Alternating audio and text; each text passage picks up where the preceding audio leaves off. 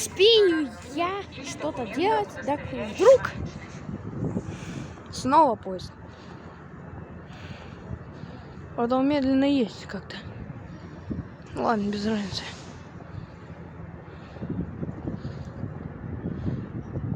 Поезда. О, нет. Они сейчас раздавят людей. Нет, только не это. Браун, вообще, они вообще на другом. Просто поезд и все. Притормаживает. Притормаживай! Ладно, всем пока-пока! С вами был Николай Гудик или Google+. Пока!